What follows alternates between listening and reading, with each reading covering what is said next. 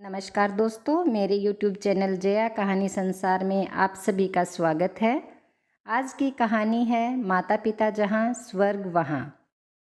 आज 72 वर्षीय रामकिशन जी अपने कमरे में गुमसुम से बैठे हुए हैं और लगातार बिस्तर पर लेटी अपनी जीवन संगिनी आशा को निहारते जा रहे हैं। आशा जी अपनी दमे की बीमारी के कारण बेहाल पड़ी हुई थी। बेबस तो स्वयं को रामकिशन जी भी बहुत ज़्यादा महसूस कर रहे थे, किसी बीमारी के कारण नहीं बल्कि अपनों से ही सताए हुए। अपनी डायबिटीज़ की बीमारी से तो उनकी जंग जारी थी, परंतु अपनों का सामना कैसे करें यह उन्हें समझ नहीं आ रहा था।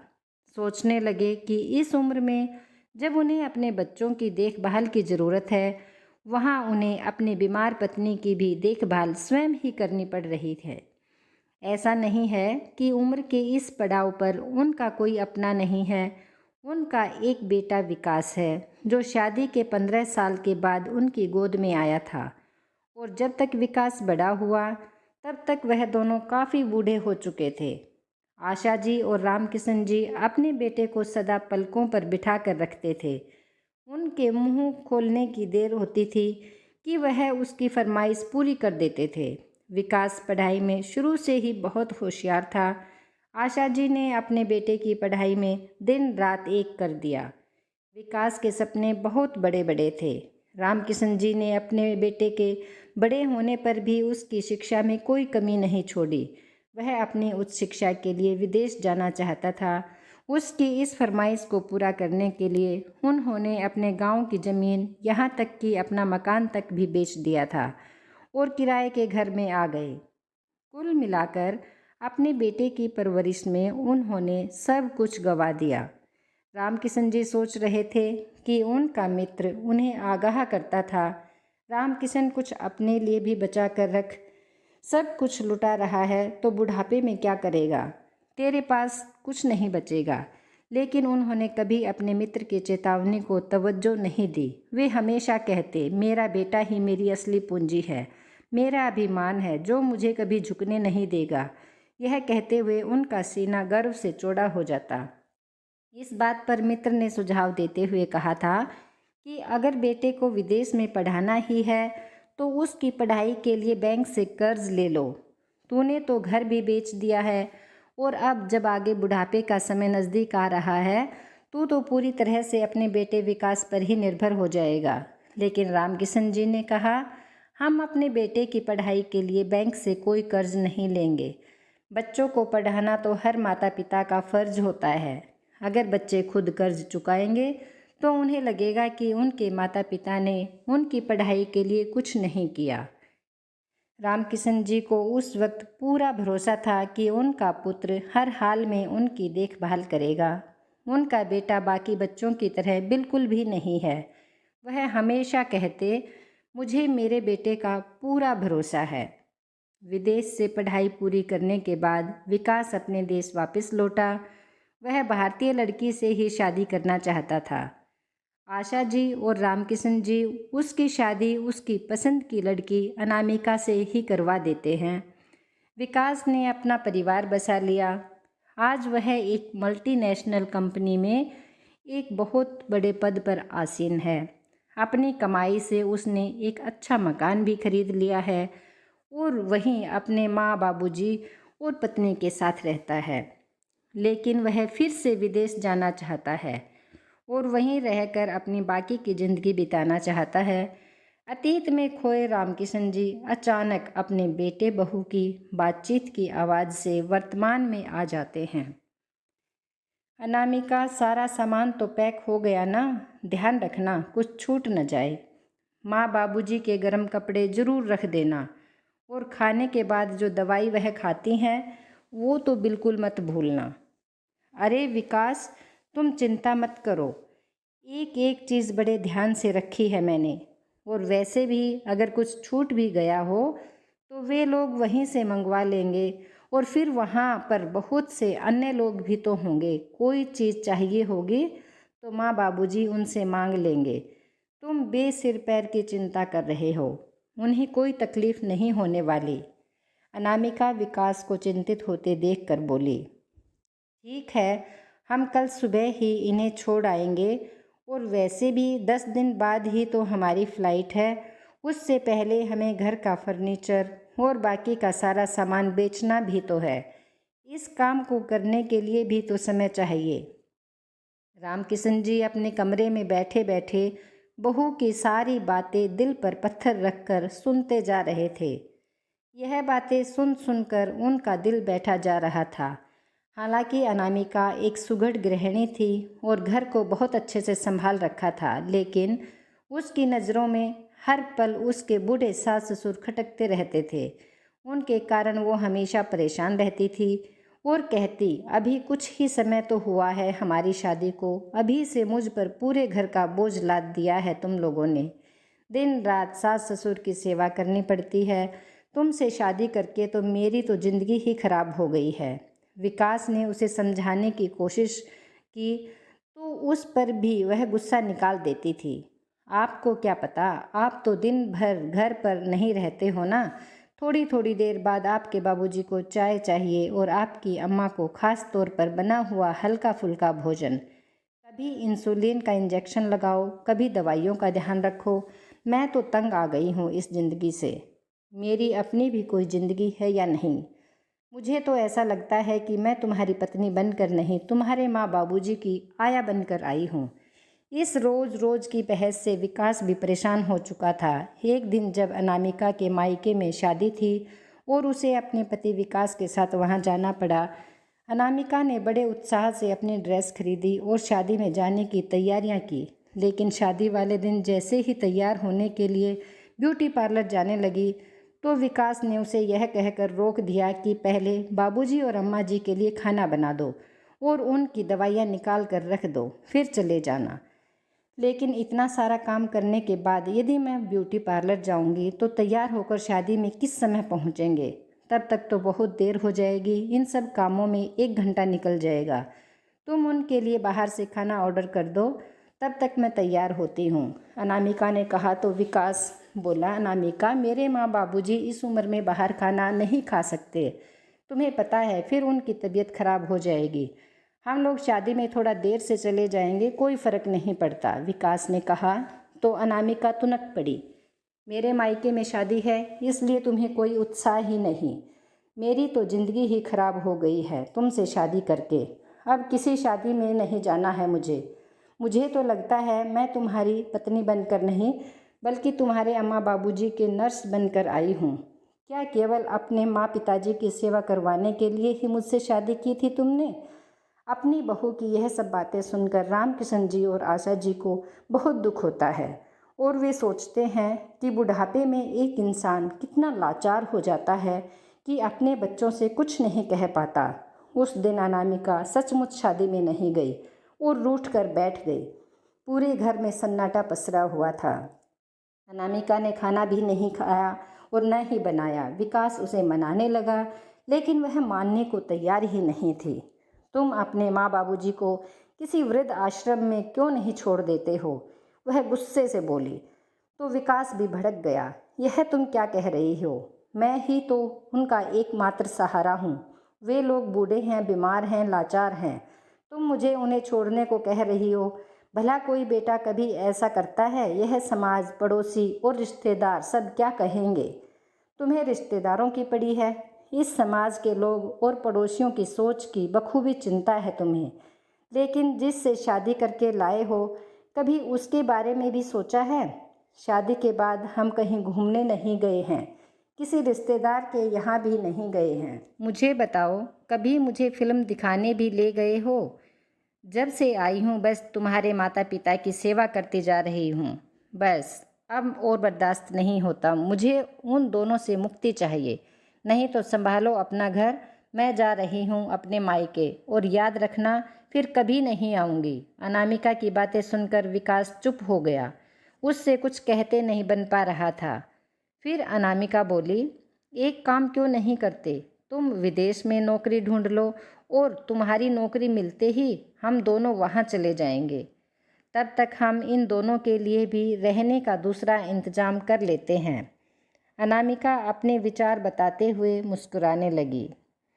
अगले दिन हमेशा की तरह विकास अपने ऑफिस चला गया और जब मेल पर आया मैसेज चेक किया तो उसकी आंखों में चमक आ गई और खुशी से झूम उठा। अनामिका, मेरी विदेश में बहुत अच्छी नौकरी लग गई है। कंपनी वाले बहुत बड़ा पैकेज दे रहे हैं। अब हमारे सारे सपने पूरे हो जाएंगे। फ़ोन पर बात करते हुए विकास ने अनामिका को खुशखबरी दी तो उसका चेहरा खिल उठा और वे ये सोचकर खुश थी कि अब उसे अपने सास ससुर की सेवा करने से मुक्ति मिल जाएगी। अब वो अपना जीवन स्वतंत्रता के साथ जिएगी और जो चाहे करेगी। शाम के समय विकास अपनी नौकरी लगने की खुशी में मिठाई का डिब्बा लेकर आया। जैसे ही अपने माँ बाबूजी के कमरे में गया तो देखा कि पिताजी कमरे में नहीं थे, शायद बाथरूम गए थे और उनकी माँ ज़ोर ज़ोर से खांस रही थी और धीरे से उठकर अपने पास रखी बोतल में से गिलास में पानी डालने लगी। थोड़ा पानी उनके गले में गया और बाकी का पानी उनके कपड़ों को भिगो गया। विकास जानता था कि उसकी माँ की उम्र अधिक होने के कारण उसके हाथ पानी पीते वक्त कांप जाते थे। यह देखकर विकास बोला, माँ इतनी खांसी आ रही थी तो अनामिका से गर्म पानी मांग लिया होता। आशा जी मन ही मन में सोचने लगी कि पहले ही उसका पारा हम लोगों पर चढ़ा रहता है, अब अगर गर्म पानी भी मांग लेती तो वह तो गुस्से में आग बबूला ही हो जाती। लेकिन बेटा बहू में झगड़ा ना हो, यह सोचकर आशा जी चुप रह गई। फिर पंखे की तरफ देखते हुए बोली, बेटा कल रात को हम बिल्कुल नहीं सो पाए। यह पंखा बहुत आवाज़ कर रहा है, ना जाने क्या हुआ है। कल तेरे ऑफिस की छुट्टी है ना, कल ही तू पंखे को ठीक करवा देना ताकि हम लोग रात को चैन से सो पाएं। और बेटा मेरी और तेरे बाबूजी की दवाइयाँ भी ख़त्म हो गई हैं, वह भी ला देना। अपनी माँ की हालत को देखकर विकास परेशान सा हो गया। उसे समझ नहीं आ रहा था कि जो विदेश में नौकरी की खुशखबरी लेकर वो आया था वो अपनी माँ को कैसे बताए। उसके मुंह से शब्द नहीं निकल पा रहे थे। इतने में अनामिका कमरे में आई और बोली, माँ जी जो दवाइयाँ मंगवानी है 1 महीने की इकट्ठी मंगवा लीजिए और अब ये पंखा ठीक करवाने की कोई ज़रूरत नहीं पड़ेगी। बहू की बात सुनकर आशा जी हैरान रह गई और प्रश्न भरी नज़रों से उसकी ओर देखने लगी। तो बहू बोली, अरे माँ जी इन्होंने आपको बताया नहीं क्या, इनकी विदेश में बहुत अच्छी नौकरी लग गई है। बहू की आवाज़ सुनकर आशा जी स्तब्ध रह गई। उधर रामकिशन जी भी कमरे में दरवाजे के पीछे खड़े हुए जड़वत रह गए। उनकी आंखों में खुशी के आंसू भी आ गए और गम के भी। अपने बेटे की प्रगति को देखकर वे दोनों खुश थे, लेकिन उनसे दूर होने का गम भी उन्हें सालने लगा। फिर अपने बेटे को ढेरों आशीर्वाद देने लगे। लेकिन फिर दूसरे ही पल रामकिशन जी बोले, लेकिन बेटा विदेश तो तुम दोनों जा रहे हो ना, हम तो इसी घर में रहने वाले हैं। तो बहू ने ऐसा क्यों कहा कि अब पंखा ठीक करवाने की कोई ज़रूरत नहीं। उनकी बात सुनकर आशा जी बोली, अरे आप भी कमाल करते हैं। जब बेटा बहू दोनों विदेश जा रहे हैं तो हम बूढ़े लोगों को क्या यहीं छोड़कर जाएंगे। हमारा बेटा हमारा इकलौता सहारा है, हमें भी तो साथ ही लेकर जाएगा ना। यह बात भी आपको खोल कर समझानी पड़ेगी क्या। इतना सुनते ही विकास के चेहरे के भाव कहीं गायब हो गए। उसके माथे से पसीना छूटने लगा और सामने खड़ी अनामिका उसे आंखों ही आंखों में इशारा करने लगी कि उन्हें वृद्ध आश्रम भेजने के बारे में बताएं। लेकिन विकास को अपनी बात कहने के लिए शब्द नहीं मिल पा रहे थे। उधर रामकिशन जी अपने बेटे बहू की चुप्पी देखकर तुरंत समझ गए कि उन दोनों के दिमाग में क्या चल रहा है। वह, बाबूजी मैं यह कह रहा था कि अगर आप दोनों। अभी विकास झिझकते हुए अपनी बात कह ही रहा था कि उसकी बात काटते हुए अनामिका बोली, अरे तो इसमें घबराने वाली क्या बात है, साफ साफ बता दीजिए कि इन दोनों को अब वृद्ध आश्रम में रहना होगा।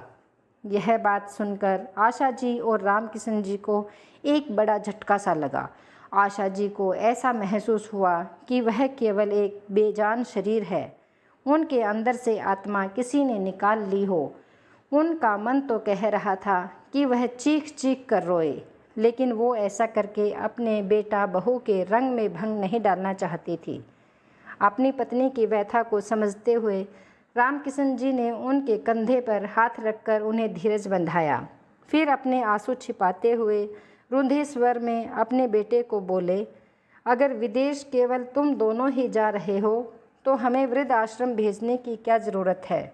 हम इसी घर में जैसे तैसे रह लेंगे। मैं अभी इतना सक्षम हूँ कि तुम्हारी माँ का ध्यान रख सकूँ। लेकिन बाबूजी, वहाँ जाने के लिए हमें यह मकान बेचना होगा। विदेश में छोटे से मकान का किराया भी बहुत ज़्यादा होता है। इसलिए इस मकान को बेचकर जो पैसा मिलेगा उस पैसे से हम विदेश में जाकर अपना मकान खरीद लेंगे। लेकिन आप लोग चिंता मत कीजिए, आप लोगों की जिम्मेदारी हमारी है, तो हमने आप लोगों का बहुत अच्छे वृद्ध आश्रम में इंतज़ाम कर दिया है। वहाँ आपको किसी भी चीज़ की कोई कमी नहीं होगी। इतना कहकर बेटा बहू उनके कमरे में चले गए। अपने बेटे बहू की बातें आशा जी और रामकिशन जी को अंदर तक झकझोर गई। रामकिशन जी कहने लगे, अपने माता पिता को वृद्ध आश्रम में छोड़कर कितनी अच्छी तरह से जिम्मेदारी निभा रहा है हमारा बेटा। हमारे जीते जी हमसे हमारा ठिकाना ही छीन लिया। विश्वास नहीं हो रहा कि जिस बेटे के लिए हमने सारी जमा पूंजी खर्च कर दी, आज वही बेटा हमें बेघर कर रहा है। इस पर आशा जी रोते हुए बोली, ऐसे बेटे से तो हमारी गोद सूनी ही रह जाती तो ज़्यादा अच्छा था। एक बार, कम से कम एक बार तो कह दिया होता कि माँ बाबूजी आप भी चलो हमारे साथ, बुढ़ापे में आप हमारे साथ ही रहेंगे। लेकिन उसे तो अपना भविष्य बनाना है, फिर चाहे उसके लिए उसे अपने माँ बाप की कुर्बानी ही क्यों न देनी पड़े।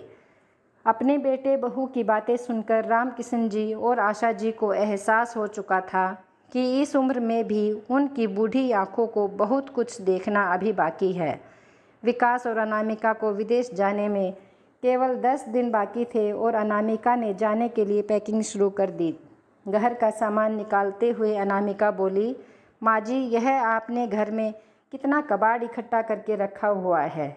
इतना सामान बेचने में तो बहुत समय लगेगा। यह सुनकर आशा जी बोली, बहू, यह कबाड़ नहीं है, यह मेरी इतने सालों की गृहस्थी का सामान है। एक एक चीज़ को मैंने बड़े चाव से खरीदा था और संजो कर रखा था, जिनके साथ मेरी यादें जुड़ी हुई हैं। लेकिन आज यह सामान तुम्हारे लिए कबाड़ हो गया है। माँ जी, आप कुछ भी कहिए, लेकिन यह सामान तो मुझे बेचना ही होगा। ऐसा कहकर अनामिका पुरानी रखी सभी चीज़ों को एक एक कोने में पटकने लगी। उधर विकास ने भी मकान बेचने पर ध्यान लगा दिया और 2 ही दिनों में उसे एक अच्छा सा खरीदार भी मिल गया। तो उसने अपने माँ बाबूजी को वृद्ध आश्रम में भेजने की पूरी तैयारी कर ली और अनामिका ने उनका सारा सामान पैक कर दिया। वृद्ध आश्रम जाते समय आशा जी दिल में दर्द और पीड़ा लिए घर को निहारती जा रही थी। उनके आंसू कपोलों तक आ चुके थे। उधर रामकिशन जी सोचने लगे, ऐसी उम्मीद तो हमने अपने बेटे से कभी नहीं की थी, जिसने अपने माँ बाप के बारे में एक पल के लिए भी नहीं सोचा और बेसहारा होने की कगार पर खड़ा कर दिया।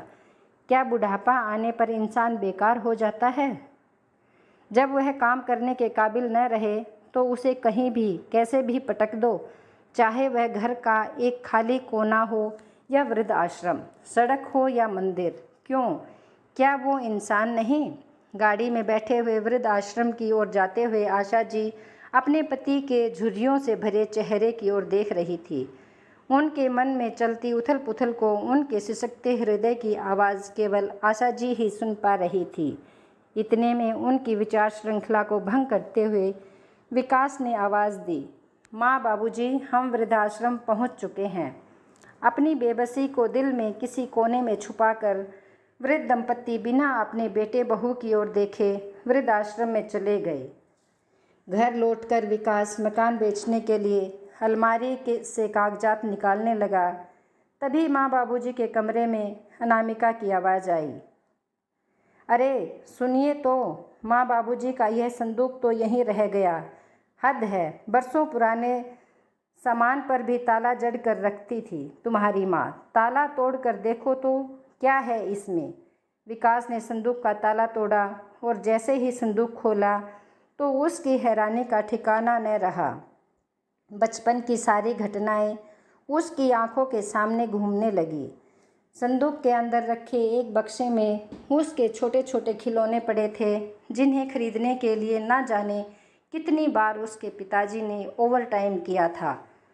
उसे देखकर विकास की आंखों में आंसू भर आए। फिर भी हिम्मत करके कांपते हाथों से उसने जब उस बक्से को संदूक से बाहर निकाला तो दूसरी ओर विकास द्वारा बचपन में बनाई गई एक तस्वीर थी, जिसमें उसने स्वयं को अपने माँ बाबूजी हाथ थामे हुए दिखाया था। वह याद करने लगा कि इस तस्वीर को बनाते हुए उसने अपने माँ बाबूजी से वायदा किया था कि वह इसी तरह उम्र भर उनका हाथ थाम कर रखेगा। आज वह स्वयं को श्रम के कारण जमीन में गड़ा हुआ पा रहा था। सबसे नीचे देखा तो कुछ कागजात पड़े हुए थे। उन्हें खोल कर देखा तो देखता ही रह गया। उसे अपने पैरों के नीचे की ज़मीन खिसकती हुई प्रतीत हुई। उसके बीते हुए बचपन के सारे दृश्य उसके मानस पटल पर प्रतिबिंबित होने लगे। उसे ऐसा लगा कि जैसे उसकी दिमाग की नसें फट जाएंगी। अरे यह क्या हुआ? होश क्यों उड़ गए? सुनते क्यों नहीं? मैं आपसे बात कर रही हूँ। अनामिका अपने पति के चेहरे के विचित्र भावों को देखकर हैरान थी। आखिर ऐसा क्या हो गया कि विकास को कुछ सुनाई देना बंद हो गया? अनामिका ने विकास के हाथ से वो कागज़ लिए। उत्सुकतावश वह उन कागज़ों को पढ़ने लगी, लेकिन उसके हाथ पैर भी सुन्न हो गए। उन पर लिखा था कि आज से 28 साल पहले रामकिशन जी और आशा जी ने विकास को एक अनाथ आश्रम से गोद लिया था। उसकी हैरानी का ठिकाना नहीं था। तभी विकास चिल्लाया, मुझसे बहुत बड़ा गुनाह हो गया। लानत है मुझ पर। मेरे जिन माँ बाप ने मेरी सारी खुशियों और इच्छाओं के लिए अपने जीवन की खुशियों को एक तरफ रख दिया, जीवन के इस पड़ाव पर मैं उन्हें वृद्ध आश्रम में छोड़ आया। मैं तो खुद से नज़रें मिलाने के काबिल भी नहीं रहा। ऐसा कहते हुए विकास ने अपने ब्रीफकेस में से फ़्लाइट की टिकट निकाली और उनके टुकड़े टुकड़े करके फेंक दिए। फिर उसने प्रॉपर्टी डीलर को फ़ोन लगाकर मकान बेचने की डील को कैंसिल करने के लिए कहा और बोला, जितना हर्जाना होगा मैं भरने के लिए तैयार हूँ, लेकिन अब हमारा मकान नहीं बिकेगा। अनामिका खड़ी हुई बड़ी हैरानी से विकास की बातें सुनती जा रही थी। तभी विकास उसके पास आया और बोला, अगर तुम्हें मेरे माँ बाबूजी का साथ पसंद नहीं है तो जहाँ तुम्हारा दिल करे तुम जा सकती हो, क्योंकि मैं अपने माँ बाबूजी को वापस लाने के लिए जा रहा हूँ। ऐसा कहते हुए विकास अपनी गाड़ी स्टार्ट करके निकल गया। अनामिका आंखों में आंसू लिए उसे सिर्फ देखती ही रह गई। तो ये थी आज की कहानी। दोस्तों, कहानी आपको पसंद आई हो तो इसे लाइक और शेयर करें, और ऐसी ही और कहानियों के लिए मेरे चैनल को ज़रूर सब्सक्राइब करें। धन्यवाद।